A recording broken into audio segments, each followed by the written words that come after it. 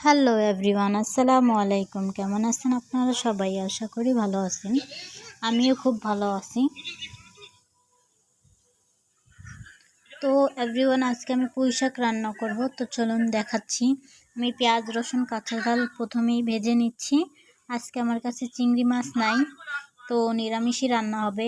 এই যে দেখুন, পুঁই শাক আর আলু দিয়ে রান্না করব।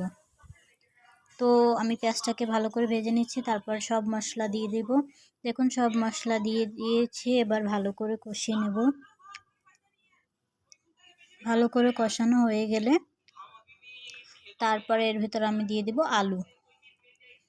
আর এদিকে ভাত রান্না করতেছি। দেখুন, এটা আমি রাতের বেলায় রান্না করছি বন্ধুরা।